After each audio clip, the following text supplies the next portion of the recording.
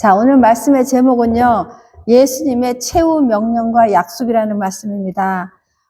최후 명령이란 여기서 본문을 잘 최 목사님 읽으셨죠? 그 다음에 중간에 마태복음 28장 거기에 제가 설명한 걸 보면은요, 28장의 위 본문은 예수님께서 부활하시고 승천하시기 직전에 제자들을 향해 주신 지상 대위임령, 영어로 The Great Commission 이며 세상 끝날까지 우리와 항상 함께 하신다는 약속을 주셨습니다.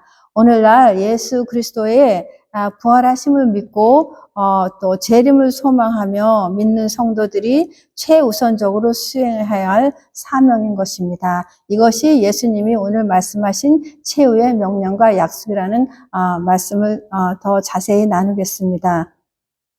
자, 예수님이 부활하셨죠? 부활하시고 40일 동안 무엇에 대해서 강조했습니까? 하나님 나라.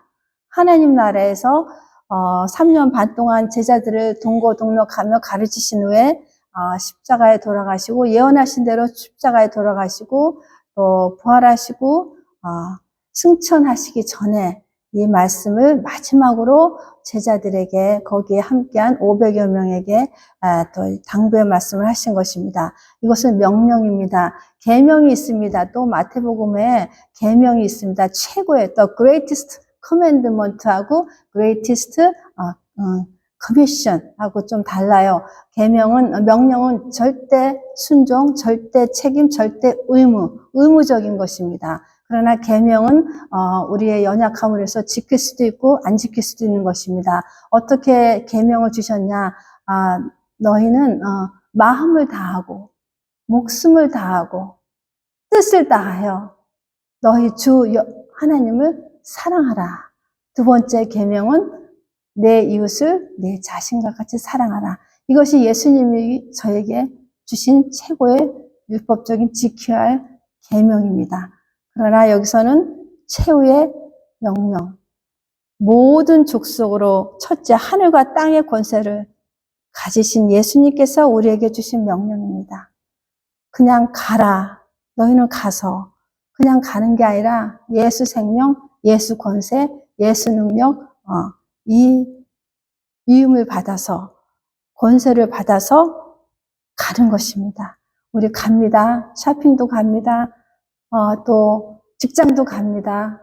베케이션도 갑니다. 어디를 가든지 우리 안에 성령, 이 말씀을 기억하고 가고 믿는 자로서 움직이는 발걸음과 우리 믿지 않는 사람들의 발걸음과 그들의 목적과 생의 삶의 결과는 다른 것입니다. 여기서 너희는 가서 일본에 가서 이 말씀은 가면서라는 것이 원어에 가깝고 또 너희는 간 후에 이렇게 하라는 말씀이 또 포함됩니다. 로마서 10장 15절에 보면은 아름답도다 좋은 소식을 전하는 자들의 발이요.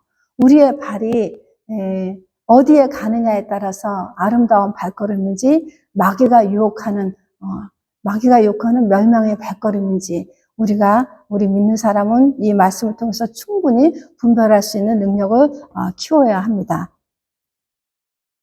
하나님께서 아브라함에게 명령하십니다. 너는 아브라함이 완전히 불신자 상태, 우상 숭배, 우상을 만드는 그런 집안에서 여유 있게 바벨론 그쪽 지역에서 있는 그 아브라함을 지명하여서 부르십니다. 우리는 다 지명해서 부름받아서 아브라함 같은 그런 믿음의 사람으로 우리도 거듭난 것입니다. 아브라함에게 명령하십니다. 하나님께서 너는 하나님이 아브라함에게 이르시되 너는 너희 고향, 본토, 친척, 아버지의 집을 떠나 내가 내게 보여줄 땅으로 가라. 여기서도 예수님이 명령하신 너희는 가서 아브라함에게는 가라고 했을 때 아브라함이 다 본토 친척 아비 집을 떠나라고 했는데 롯을 데리고 와서 롯으로 인해서 또 고난을 당합니다. 100% 순종해야 아주 퍼펙트하게 하나님의 커미션이 이루어지는 것입니다. 아브라함이 갔어요. 그래서 우리 열국의 아버지, 우리 영적인 믿음의 조상, 이스라엘 백성들의 유대인들의 믿음의 조상. 그래서 아브라함이 그렇게 큰 어마어마한 성경적인 역사, 신약 구약의 아주 의인으로서 믿음으로 이삭을 바치는 그런 의인으로서 이렇게 우리에게 모범을 보이는 믿음의 조상으로 그렇게 쓰임 받았다. 가라. 거기에 대한 아브라함이 순종을 했다는 것입니다. 또 예수님께서 또 다르게 말씀하십니다. 생명으로 인도하는 좁은 문으로 들어가라. 생명으로 인도하는 좁은 문으로 들어가라. 넓고 쉬운 길이 아니라 세상에 유혹하는 너무너무 편해요. 세상이 흘러가는 대로 살면은. 그렇지만 예수님을 따르는 길은 자기를 부인해야 되고 경건의 훈련을 해야 되고 예수님의 말씀을 순종해야 되는 그런 영적 싸움이 마귀의 수없는 유혹으로 인해서 싸움하는 그런 영적의 처절한 영적 현장에서 우리가 살고 있기 때문에 그것이 좁은 문으로 들어가는 것입니다. 영적 싸움, 여러 가지 예수님의 계명과 율법과 이렇게 성경에서 이렇게 어떤 커미션, 우리의 사명을 여러 가지로 말씀하셨는데 이것을 따르는 길이 쉽지 않나요? 그냥 어린아이 같이 애기처럼 주세요 주세요 소원 청소하는 곳 교회 다니고 철치 고로 썬데이 크리스천으로 다니면은 그냥 그렇게 문제가 되지 않지만 그리스도의 제자로서 또 하나님의 일꾼으로서 쓰임 받는 데까지 성장해 가기까지는 굉장한 훈련과 어려움에 많은 유혹과 그 장애물이 많은 것을 통과하면서 믿음으로 통과하면서 하나님 마음껏 쓰시는 이렇게 최후의 명령과 약속을 잡고 순종할 수 있는 그런 그리스도 일꾼이 저희들이 성화되어서 변해어 가는 것입니다. 그래서 좁은 문으로 들어가라. 여기서 가라입니다. 가라. 그래서 너희는 가서 가라는 것은 여행도 가고 어디를 가지만 이 주님의 명령을 기억하고 움직이고 가라는 목적을 가지고 가라는 것입니다. 두 번째, 모든 족속으로 제자를 삼아 모든 민족은 선교의 대상이다. 그래서 제자를 삼으라. 가르치고 훈련시키라. 제가 여러 사람을 바이블 스타디를 하는데 잘 따라와서 막 놀랍게 말씀으로 거듭나고 성장되고 제자의 축복 속에 들어간 사람이 있는 반면에 말씀을 주어도 그냥 이렇게 말씀의 어떤 생명의 양식에 절실함이 없어서 그냥 이렇게 진전되지 않으니까 결국 그만두는 케이스도 있고 또 말씀을 전하면 또 막 반발하고 막 그러다가 결국은 하나님 주신 그런 은혜의 힘입어 시간이 걸리지만 변화되는 역사를 많이 보게 됩니다. 그래서 제자는 만들어지는 것입니다. 계속 가르치고 훈련하고 그 말씀대로 정말 우리가 성령의 도움을 받아서 말씀대로 순종하는 삶을 살 수 있게 그 길을 가는 것이 제자의 삶입니다. 세례를 주라. 세례를 주라는 물 세례가 있고 또 여기서는 구원받은 역사입니다. 하나님의 역사로 성령 받고 믿음으로 하나님의 자녀가 되었다는 외적 징표입니다. 네 번째, 내가 내게 분부한 모든 것을 가르쳐 지키게 하라. 여기 나왔죠.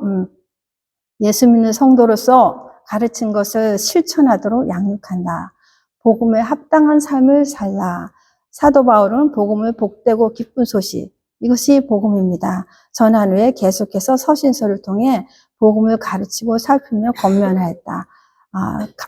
우리 이렇게 성경 말씀을 교회 몇십 년 동안 다니면서 많이 알아요. 계속 설교 듣고 또 자신도 성경 공부를 하면서 그러나 지키게 하기까지는 가르쳐서 지키게 하기까지는 지키는 게 그렇게 쉽지 않아요. 그래서 우리가 처절하게 영적 싸움을 하면서 성령의 인도하심과 역사하심과 그분의 권능과 능력의 도움으로 지킬 수 있는 힘이 온다는 것을 아시고 항상 말씀과 기도를 겸하여 여기에 시간 투자를 하고 여기에 더 우리가 헌신해야 할 것입니다. 두 번째, 예수님이 우리에게 주신 약속입니다. 보혜사, 또 다른 보혜사, 예수님 말고 다른 보혜사, 곧 아버지께서 내 이름으로 보내실 성령님을 우리에게 보내주시어 내가 세상 끝날까지 너희와 항상 함께 있으리라 약속하셨습니다. 그냥 명령을 예수 그리스도에 대한 명령에 대해서 책임 완수를 해라. 그렇게 하는 것이 아니라 반드시 권세를 주시고 함께, 전능자가 함께, 창조자가 함께, 우리 능력자가 함께 그 all power is given to Jesus Christ. 그러니까는 모든 파워와 능력이 권세가 예수님에게로도 오고 그분이 우리와 영원토록 항상 함께 있다고 약속하셨습니다. 여러분 어디에 가시나 예수님이 함께 하십니다. 성령님이 도와주시고 깨닫게 해주시고 할 말을 하게 해주시고 가르쳐주시고 생각나게 하신다고 약속하셨습니다. 항상 삼위일체 하나님이 여러분 안에 계시고 전능하신 하나님께서 하늘 보좌에서 우리의 일거수일투족을 다 돌아보시고 이들이 어떤 삶을 사는지 다 카운팅하시고 상급을 준비하시고 우리 좋으신 하나님께서 사랑의 눈동자로 또 심판의 눈동자로 공의 하나님께서 우리를 지켜보시고 함께 하신다는 것입니다. 성령으로 함께 그리스도의 영으로 함께 하나님의 영으로 함께 진리의 영으로 함께 하신다는 것입니다. 이제 제가 선교 보고를 하겠습니다. 그 앞절에 제가 이렇게 참 더 잘 된 것 같아요. 이렇게 교동문 대신에 제 설교문이 전편에 들어가갖고 여러분이 다시 어떻게 제가 선교 여행을 통해서 어떤 역사가 일어났는지 이 글을 통해서 다시 또 재확인할 수 있는 좋은 기회가 된 것 같아요. 그래서 우리 예수 믿는 사람은 사람들의 삶의 기준은 사명이 있는가, 이 땅에서의 사명이 없는가. 제가 이렇게 개인적으로 살면서 사명이 그리스도 안에서 삶을 살면서 사명이 있으면 하나님 부르시고 사명이 없으면 부르시고 사명이 끝나면 부르시고 사명이 있기 때문에 오늘 이렇게 예배드리고 호흡하고 그리스도 안에서 성도로서 또 직분자로서 사역자로서 이렇게 이기며 살 수 있는 것입니다. 이 사명을 최정점으로 이루시고 감당하신 분은 예수님이십니다. 이 세상에 오셔서 십자가에 죽으심으로 다 이루었다 말씀하셨습니다. 저주의 문제, 지옥의 문제, 사탄의 문제, 우리의 인생의 문제, 친히 예수님이 사람으로 오셔서 우리의 연약함을 아시고 우리가 한시적인 존재, 한계적인 존재라는 것을 아시고 성령을 보내주셔서 함께 영원토록 항상 함께 있다는 약속을 주시고 다 이루었다. It's finished 영어로 그렇게 고백하시고 십자가에서 육신의 숨을 거두셨습니다. 마가복음 10장 45절에 인자, 사람의 아들이 온 것은 섬김을 받으려 함이 아니라 도리어 섬기려 하고 자기 목숨을 많은 사람의 대성물로 주려 함이니라. 예수님께서 대성물, 우리 셰커드, 그 노예, 죄의 노예, 사망의 노예에서 대가를 치르시고 우리를 자유의 사람으로, 예수님 하나님은 자녀로서 중보자 역할을 하신 것입니다. 이 일을 하시러 예수님께서 이 땅에 오신 것입니다. 선교 보고 들어갑니다. 우리 스페인 바르셀로나 에서 1박하고 2월 20일 날 7박 8일을 지중해 크루즈 배에서 우리가 배를 타고 오라는 그런 주제를 놓고 배너를 또 크게 만들어 왔어요. 우리가 배를 타고 힘겹게 그 세미나실을 빌려서 100여 명이 예배를 드리고 그랬습니다. 우리가 배를 타고라는 주제로 유럽 목회자, 선교자, 연구원 세미나, 이것이 EMI라는 선교 단체입니다. 여기에 제가 하나님의 은혜로 만남의 축복으로 다녀왔습니다. 한국에서 기금 마련 후원자로 초청된 5분의 강사 목사님들. 여기 강사 목사님의 한 분은 성경을 무슨 낳고 다 외워요. 다 외우고 무슨 구약의 어려운 뭐를 주주주주 70세가 넘으신 목사님께서 막 그냥 그 외우는 파워, 그리고 또 캐나다에서 오신 목사님은 무슨 제목만 되면 성결이 몇 구절 쫙 외워서 다 그렇게 말씀을 하세요. 정말 이 영적인 일에는, 하나님을 믿는 일에는 주 안에서 우리가 성도로서 사는 거듭남의 삶은 절대 나이와 상관이 없다는 것을 제가 깨달았어요. 세상에 어떻게 그렇게 낳고 그거 봐도 머리 아픈데 그걸 다 외우시고 주주를 하시는데 우리가 다 박수를 쳤어요. 세미나 듣는 가운데서.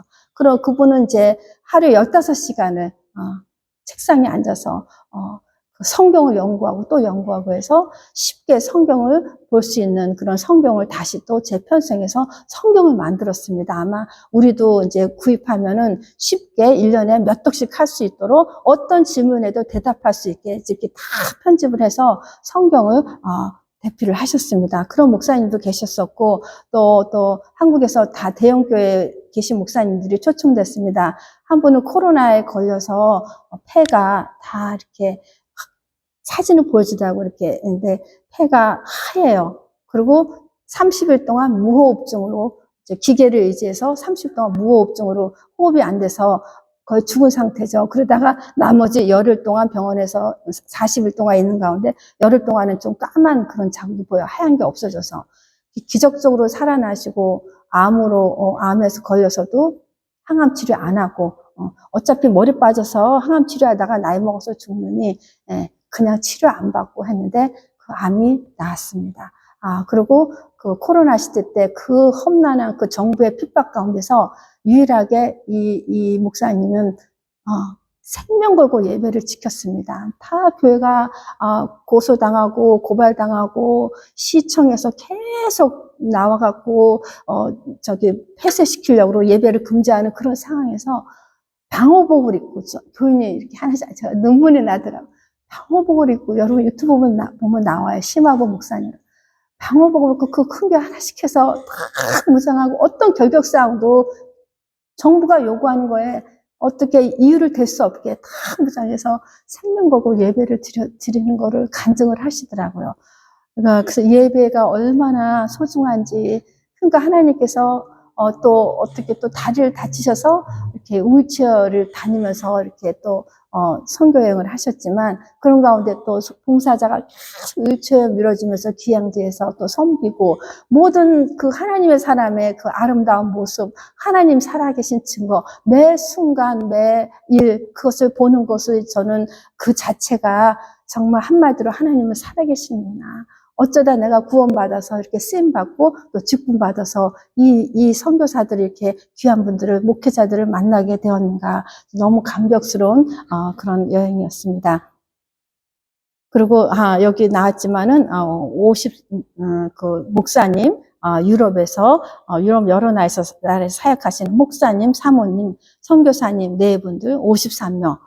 미국에서 한 6명 갔고요. 캐나다에서 2명 오고, 그리고 또 한국에서 강사님을 따라오신 5교회 성도들, 50여 명, 총 100명이 조금 넘게 한 배에 타고 새벽 예배, 주일 예배, 오후 시간 성경 연구 강론, 세미나, 빈틈없이 잘 짜여진 그 로마 현지 장로님의 안내로 오전에는 지중해 연안에 매일 다른 기항지로 이동하며 유럽 역사와 교회사, 현재 상황들을 잘 배우고 사도 바울의 복음 행전의 길을 실제 밟으며 생명 걸고 전한 예수 복음의 가치를 깊이 묵상하게 되었습니다.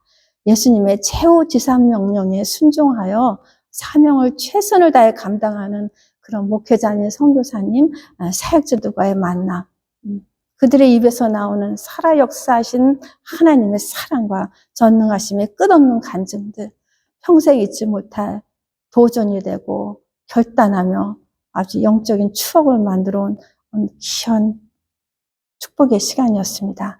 여기서 몇몇 선교사님들이 어떻게 사역하시는가 제가 개인적으로 간증도 듣고 더 이렇게 확실하게 하기 위해서 그분의 이렇게 구근해 보면은 그분의 사역 내역서가 쫙 나와요. 이름을 대고 전혀 제가 그 장소에 가지 않았다면 하나님의 부르심에 초청해서 응하지 않았다면 만나볼 수도 없고 그분이 어떻게 했는지 저 그냥 유럽의 선교사 이렇게 넘어갈 분들인데 아프리카 선교사 그런데 제가 직접 만나고 함께 대화하며 함께 식사하면서 이렇게 교제를 통해서 제가 제가 개인적으로 이렇게 대화를 했던 선교사님 몇 분을 여기에서 그분이 어떻게 사역하시는지 나누고자 합니다. 그리스 아테네에서 하리교회라는, 하리는 그레이스라는 뜻이래요. 은혜. 하리교회를 세워 아프가니스탄, 이란 난민들을 섬기는 선교사님 4분을 만났습니다. 그분은 또 어떤 선교단체에서 후원을 받아서 난민 사역을 또 교회 중심으로 이렇게 양육하고 선교하고 그들을 가르치고 이런 귀한 사명을 감당하십니다. 그리스 아테네입니다. 또 헝가리 선교사 4분, 5년 선교사 비자 거류증을 받아서 사역하시고, 그 SK 선경의 전기 배터리 공장, 자동차 배터리 공장 같아요. 거기가 세워지고 한국 기업들이 많이 헝가리에 들어와서 다민족 선교, 또 선교센터를 운영하며 유럽의 대부흥, 또 영적 유럽 각성운동, 이것에 가슴에 큰 그런 비전을 품고 메시지를 품고 최선을 다해서 헝가리에서 선교를 하고 계신 부부를 만났습니다. 이분 열정적으로 사역하고 계십니다. 저한테 헝가리에 선교센터에 와서 방문해 달라고 몇 번이나 부탁하더군요.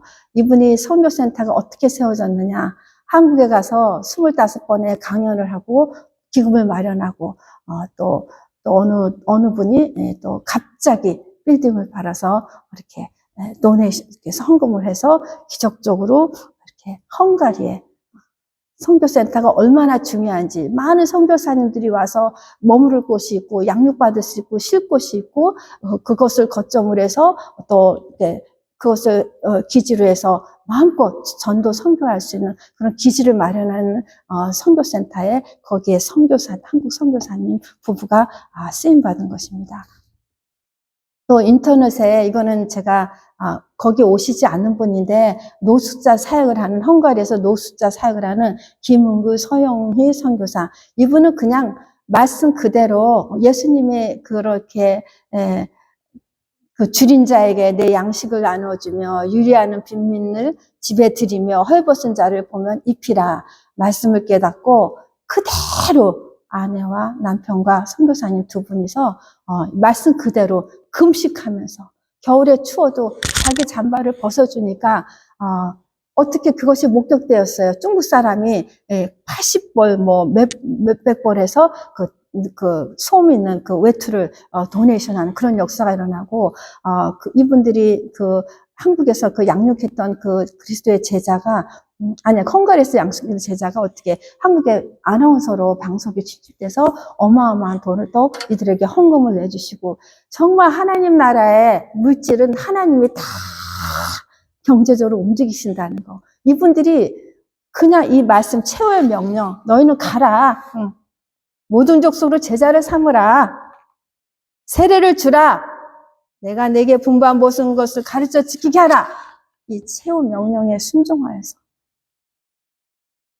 그리고 또 자기가 성령의 그 때를 따라 성령의 도우심과 인도하심과 권능을 받아서 노숙자한테 주먹으로 맞고 씻지 않아서 이가 그렇게 몇 년 동안 씻지 않아서 이가 들끓는 이와의 전쟁. 또 오물이 묻은 옷을 사모님이 빨아줘요. 노숙자의 그 오물을 빨아주고. 여기에 루마니아인도 있고 집시들도 있고, 거기에 또 다른 근접 동유럽 국가들, 거기에 그 홈리스들, 이들을 정말 예수님의 마음으로 자기를 다 내놓고 순종, 예수님 같이 그 속 사람의 변화로 소외된 인간 이하의 삶을 사는 사람들에게 거룩한 입맞춤까지 하면서 다 퍼지는 사역을 하고 계십니다. 이분은 제가 너무 헝가리 사역자를 갖다 이렇게 인터넷으로 이렇게 설치하다가 이분이 나와서 제가 크루즈에 여기 선교 단체에 오시진 않았지만 이분을 스토리가 너무 제가 감명 깊어서 이렇게 나누게 됐습니다.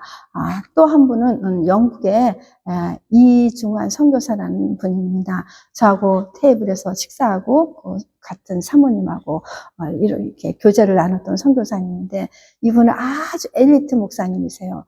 교수가 되기 위해서 영국에 가서 구약학 박사학위까지 받으셨어요. 그러나 교회도 맡아서 이렇게 안정되고 준비된 교회에서 사역을 7년간 하시다가 한국에서 개척기회도 하시고 교회도 섬기시다가 나이는 저 또래예요. 근데 이분이 영국에 와서 교회를, 이렇게 안정된 교회를 위임받아서 교회를 인도하는데 도대체 이 복음이 들어가지가 않고 각자의 갖고 있는 다른 어떤 이방적인 그런 잘못된 신학관과 신앙관을 가지고 그분을 세우려니까 너무 시간이 걸려서 이분이 다른 선교사한테 그 교회를 맡기고 거리로 나갔어. 이 박사를 받으시고 교수를 꿈꾼 이 목사님께서, 선교사님께서 거리로 나가서 나무 십자가를 만들어서 이분이 캐치플레이가 뭡니까? 십자가를 들고 모든 도시와 마을에 복음을 외치라. 이 슬로건을 가지고 크로스 미션이라는 선교단체를 만들어서 정부의 정식으로 허가를 받은 선교단체 팀으로 영국의 거리거리마다 다니며 복음을 선포하십니다. 이 가운데 또 그분이 간증하십니다. 뺨을 때립니다. 사도행전의 역사가 그대로 일어납니다. 예수님이 십자가 죽기 전에 어떻게 고난받았습니다. 뺨을 맞고 침뱉음 당하고 가시관 쓰고 홍포로 조롱을 당하고 예수님의 그런 그 대속 사역을 이루기 전에 인간으로 오셔서 그런 고통을 당했듯이 복음을 외치는 가운데 이렇게 이분도 이런 수모를 당하고 조롱을 당하고 폭행을 당하고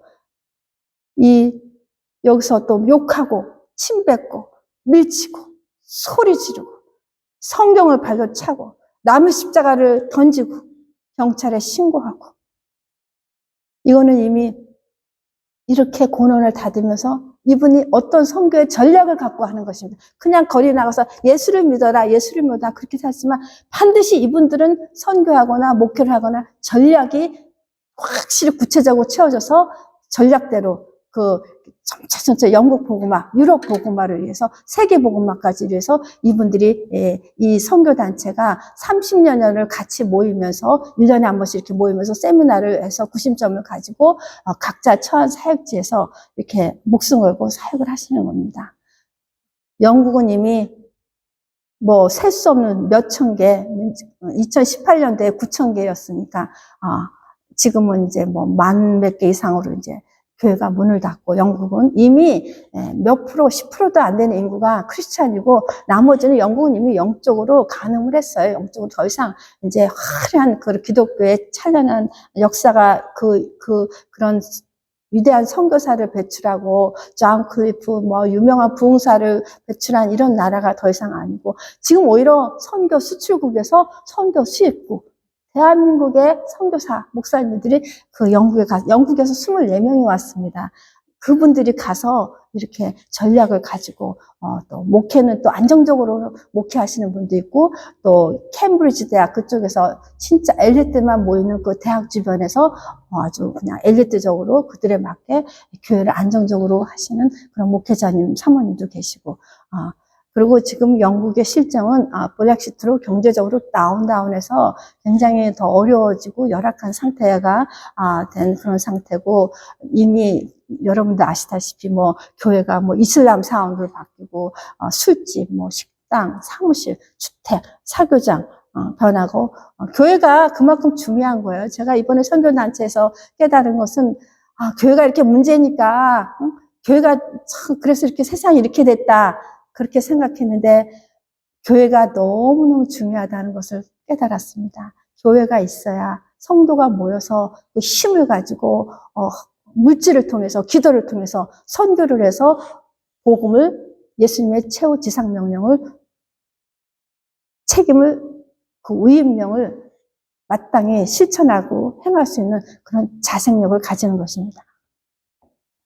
그래서 이중한 영국의 그 이중한 선교사님, 이 목사님은 한국의 젊은 청년들 와서 도움을 청합니다. 와서 크로스팀 미션 단체에 함께해서 1년 비자, 2년 비자, 3년 비자 원하는 대로 주고 거기에 대해서 교육을 시키고 영어 교육을 시키고 또 현장에 거리 전도를 하면서 또 선교사 훈련을 시키면서 이들이 또 이제 어느 정도 다 자격이 되면은 다른 지역에 가서 선교사 역할하고 목회할 수 있게 그렇게 이렇게 양육하는 그 시스템까지. 지금 또, 남미 선교나 이렇게 선교단체 이렇게 하는 거를 보면은요. 그전에는 막 바리바리 싸갖고 뭐 의약품, 뭐 생필품 갖고 나눠주는 선교를 했는데 이제는 이제, 신학자들이, 또 교수들이, 신학교 교수들이, 목사들이 또 성도를 또 이렇게 함께해서 팀으로 가서 신학교를 세우고 또 거기에서 그 현지인들을 신학생으로 만들어서 목사를 만들고 선교사를 만들어서 그 현지 목사들이 복음을 전파할 수 있게 이렇게 시스템이 굉장히 이렇게 조직적으로 선교가 전략이 지금 진행되고 있다는 것을 여러분에게 보고 드립니다. 시간이 얼마나 남았는지. 제가 이제 한 가지만 하고 제가 왜 이렇게 선교에 관심을 두고 끊임없이 선교사를 위해서 기도하고 생각날 때마다 이렇게 기회가 있을 때마다 선교사님들이 어떻게 만남이 되면 아프리카 오신 가나 선교사님 또 멕시코에서 엄청나게 사역하시는 그런 선교사님 만날 기회가 되면은 뭐 어떻게 꽁쳐놓는 돈을 해갖고 성경을 드리는 왜냐하면 갈 수가 없으니까 마음을 드리고 그렇게 물질있는 곳에 내 마음이 있다고 물질을 어떻게든 드리고 싶은 마음을 이렇게 자원하는 마음으로 드리니까 여기서도 권사님이 주신 그 여비를 좀 주셨어요. 그거를 좀 최 목사님 어려우니까 좀 주고 나머지를 또 거기에 누가 제일 어려운가 그 선교사님한테 주고 왔습니다. 그래서 왜 이런 선교의 마음을 가졌느냐. 제가 오래전에 멕시코에 선교여행을 가게 됐어요. 목사님들과 교회팀과 저기 샌디에고에 비행기 타고 가서 거기서 7, 8시간 그 집시촌이 있어요. 도마도 농장 큰 백인이 대지주고 그 집시들 멕시코 그 집시들은 티와나 사우스 7, 9시간 정도 밤에 막 이렇게 간 것 같아요. 가서 제가 도마도도 따고 집도 지어주고 아이들하고 놀아주고 그런 기억이 나는데 얼마나 가난하고 그 노동 착취를 당하고 그분은 그들의 환경에서 어떻게도 벗어날 수가 없어. 어느 이렇게 저쪽에 보니까 스쿨버스가 되게 많아요. 여기 이렇게 미국 스쿨버스가 왜 이렇게 많으니까 집단 농장 여러 군데 다 그 철마다 어느 과일, 어느 야채 그 농장마다 그 스쿨버스가 그 집시 가난한 그런 사람들이 일하는데 그 농장지에 치러다 주는 그것이 스쿨버스로 그렇게 쓰이더라고요. 그래서 거기서 제가 막 코를 막 애들이 질질 흘리고 이렇게 막 이렇게 모든 환경이 막 덥고 열악한 상황이지만 제가 딱 한 가지 죽어도 잊지 못하는 거 어떤 어려운 환경이라도 저하고 상관없이 예수님이 나와 함께 있고 선교지에 가니까 오직 예수만 바라보니까 그 오직 예수만 바라보고 오직 예수님이 어떻게 나를 통해서 역사하시고 깨닫게 하시고 보여주시나 거기에다가 초점을 두니까 그 자체가 제 마음이 천국이고 기쁨이고 너무너무 평안하고 여기서는 살면서 아무리 기도하고 그래도 계속 걱정거리, 염려거리, 보이는 게 문제, 사람. 그런데 선교지에 가면은 그냥 오직 예수로 자동적으로 집중이 되는. 그것 때문에 선교의 마인드를 제가 가지고 선교사님들의 그 열악한 상황을 보면서 계속 기도하고 이렇게 기회가 되면 후원해 주려고 기도하고 있습니다. 이제 정리하겠습니다. 이제 왜 선교를 해야 하는지 주님께서 깨닫게 해주신 걸 나누게 됐습니다. 주님의 명령이자 우리의 마땅히 해야 할 의무입니다. 의무, 책임입니다. 우리가 선교에 동참할 수 있는 일은 선교지에 직접 가거나 갈 수 없으면 물질로 후원하거나 기도로 힘을 선교사들에게, 선교지에게, 현지인들에게 각 선교지에 힘을 실어주고 기도하는 것입니다. 마지막으로 기도하겠습니다. 한 번밖에 없는 인생입니다. 주어진 시간도 많지 않습니다. 예수님의 지상명령은 예수님을 믿고 따르는 모두가 지켜 행하여야 할 의무임을 다시 말씀을 통해서 깨닫게 해주니 감사합니다. 나 중심으로 육신이 원한 대로 세상 일에 분주하여 예수님의 명령에 따른 책임을 지키지 못한 저희를 용서하여 주옵소서. 예수 이름으로 예수님의 권세로 전도와 선교에 힘쓰는 모든 성도들이 되게 도와주시옵소서.